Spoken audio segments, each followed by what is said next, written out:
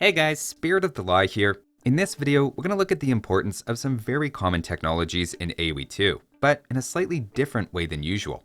This topic was suggested by a viewer, and is to look at how many resources you would theoretically miss out on by not picking up some of the basic eco techs, and forgetting one for the whole game. I really like this idea, as it flips the usual framing around those techs. Most commonly, they're talked about in terms of payoff times, like Double Bit Axe pays off in 4 minutes, for example, and the opportunity cost considered is missing out immediately on units you could otherwise make. It's very short-term and forward-looking, whereas this question flips it around, and is about quantifying the opportunity cost of not getting them over the course of a potentially very long game. Are we talking about missing out on hundreds, or possibly even thousands of resources? It's not even clear what kind of scale a mistake we're talking about.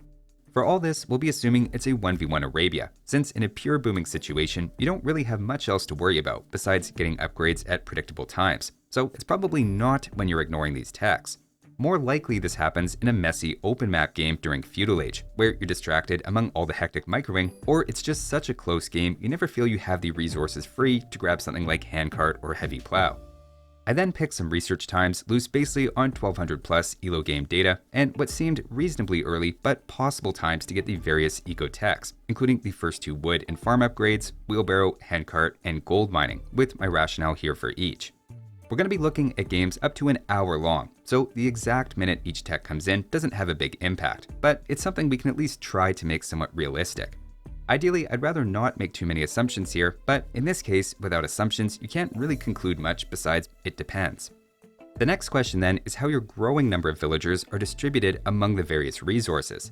To get a not totally subjective view on this, I watched some 1v1s of top 1% players in games lasting over 45 minutes, and at 30 minutes in those games, I checked their villager distributions for a rough idea. Obviously, in practice, it's going to be a little all over the place, but I could get some averages, which will round to some nicer looking numbers, giving us 40% of villagers on farms, 25% on wood, 20% on gold, 10% on stone, and the leftovers being builders or idle. While this isn't perfectly representative of every game, of course, it's at least based on real game data. Something I noticed is while in theory players would have up to 108 villagers at 30 minutes with 3 TCs up fairly early, in practice even top players with undisturbed economies had only in the low to mid 90s.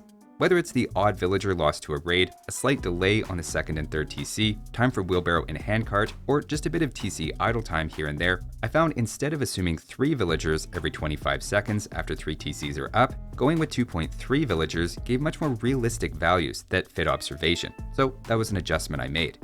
With that groundwork and a few villager collection rates at our side, we're ready to try answering the question of how impactful missing your upgrades can be. Starting off with the wood upgrades as the most straightforward, let's assume you get Double Bit Axe nice and early, but forget Bowsaw. For 250 resources, that gives your lumberjacks a 20% faster work rate, though in practice it's a little more like plus 16% on a decent camp after walking and bumping is factored in. In a spreadsheet, we can have our 25% distribution on wood with our growing population, and see what happens if after 21 minutes we have them work 16% faster or not. Of course, skipping Bowsaw puts you ahead 250 resources initially, but graphing out the trend, by 26-ish minutes, Bowsaw has broken even and starts to pull ahead. By 31 minutes, using the in-game timer, skipping Bowsaw already turns into 500 wood you've missed out on, followed by about 1500 wood at 40 minutes in-game, growing to then 3000 wood by 51 minutes. If you finish an hour-long game and happen to notice you never picked up Bowsaw, well, you probably missed out on 4000 wood, give or take. I don't know about you, but that sounds like a lot to me. What if you made an even bigger mistake and forgot Double Bit Axe as well though? That's another roughly 16%, plus the 16% on Bowsaw later, since you can't get the second upgrade without the first one. Assuming you remember wheelbarrow and handcart at reasonable times, by 30 minutes you're about 1000 wood behind, growing by another 1000 wood every 5 minutes once you're fully boomed. By the end of an epic hour-long game, you've collectively played down about 8000 wood simply by missing those 2 techs.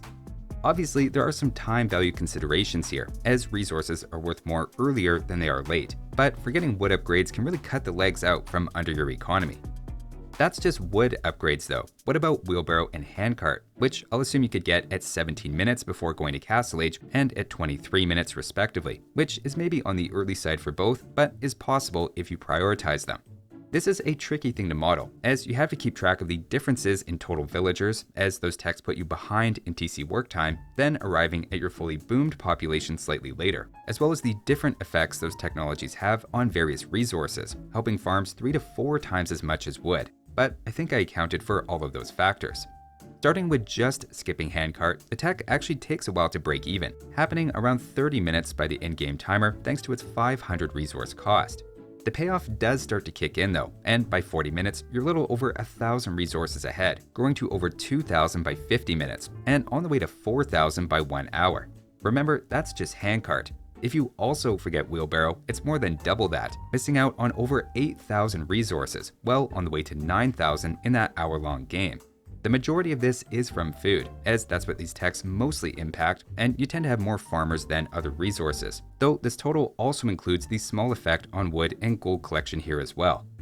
In fairness, it's maybe not quite this amazing, as gathering more food means more wood spent on farms, so there's a hidden drag on these resources by collecting faster, of maybe 1,000 extra wood spent on the high end. But especially by the mid to late game, farming should have a solid 1:6 conversion ratio of wood to food, so it's not like all of your extra gains are disappearing. Interestingly, the final result is fairly similar to missing the wood upgrades, as while those had a larger percentage impact, they only affected lumberjacks, whereas wheelbarrow and handcart are more wide-reaching and just so happen to end up giving similar long-term benefits by the 1 hour in-game mark. Now, if I thought measuring those techs was hard, nothing prepared me for the mill upgrades, and how many extra farms you end up having to build by skipping those. In theory, we just need to know how many farms plus reseeds we have in total during our boom with and without those farming upgrades. But with any amount of inspection, you'll quickly realize that's easier said than done if we want to factor in everything mentioned so far. To give an example of the complexity we're dealing with, let's consider one of our early farmers at 12 minutes. With Horsecollar, his farm should finish at roughly 23:35 in-game, and adding another 15 seconds to reseed has him starting farm number 2 at 25:50 theoretically. Seems pretty straightforward, except 5 minutes into his farming, we're assuming he gets Wheelbarrow, making him finish that farm faster. And of course, handcart also comes in at 23 minutes, so there's actually 3 different farming rates to account for in this one farm's lifespan. There's then a chain of farms happening with everyone we build, and we need to count all of those cycles of possibly different lengths and different food starting on each farm. We then need to think about any new villagers being created, and with one town center that's fairly easy to do, as we add 0.4 farms for each villager, as remember 40% of our villagers are farmers. But we then need to remember we don't create villagers as we age up, and that shortly after hitting Castle Age, I'm assuming we have 3 TCs, making a combined 2.3 villagers each, 40% of which are starting new chains of farms. That is, until we hit 130 villagers in total, and then the new villagers stop. It all seems pretty straightforward until it doesn't, but I think I got it all in there. The final takeaway is that after counting all the farms and reseedings, getting Horsecollar puts you about 2,000 wood ahead by 40 minutes, and with Heavy Plow closer to 3,500. Extending this to 50 minutes, we're looking at 3,000 or 5,000 wood saved respectively, with then our epic hour-long game combined ending up in the 7,000 plus ballpark of extra wood we'd miss out on by skipping mill upgrades entirely. That doesn't account for partially finished farms or any extra mills. This is just by assigning 60 wood to every farm placed or reseeded in all of those aforementioned chains. Again, it's striking how similar the final number is to the previous 2 types of upgrades, which all do very different things. A couple of points to note here are that Heavy Plow also gives a small boost to farming rates that isn't captured here, and that the payoff is also a little more delayed than the other eco upgrades. It takes a farming cycle or 2, but when the mill upgrades do pay off, given how many farmers you often have and that farms are a whopping 60 wood each, they really pay off in a big way. Now those are the major upgrades I wanted to look at, but we should also briefly touch on the gold mining tech. This is a bit different, as you're limited on the map to theoretically 14,400 worth of gold mines per player, given the usual starting and neutral gold piles on the map. I'm going to assume you get the gold mining tech on the way to Castle Age, around 19 minutes, and again have 20% of your total villagers on gold based on the spectated games. Modeling it out, getting gold mining of course doesn't lead to more gold in total, but simply finishing the available sources 3 minutes earlier. Mind you, in addition to just having access to that gold sooner and the utility from that angle, that's then 26 villagers freed up for an extra 3 minutes, which amounts to an extra 2,000-ish resources depending on how you spread them between wood and food, with wood collecting faster. That's the only real way to quantify a payoff here, with the earlier gold income being the thing that's usually focused on, but for our purposes here, just that extra villager time genuinely reflects some delayed resources coming out of the gold mining tech. Now you may have noticed in all of this, I've been ignoring the final farming, wood, and gold tech, along with stone entirely, as some of those techs are missing for certain civilizations, and I don't think collectively are on the same level of importance to our driving question, but I acknowledge they each have their own contributions and can pay off as well. So to put it all together, what if you forgot every single eco upgrade in a hypothetical hour-long game, where you're otherwise a very competent player, hitting good feudal and castle times with a 3 TC boom? Well, to recap, you miss out on roughly 8,000 wood from the first 2 lumber camp upgrades over the game.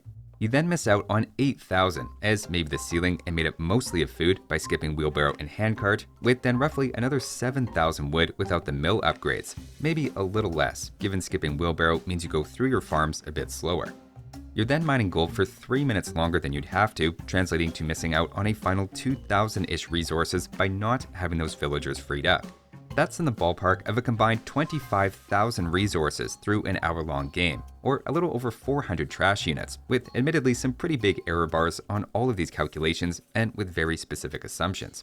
That payoff is from a combined cost of all those ecotechs mentioned of 1,700 for a roughly 15x return on your investment.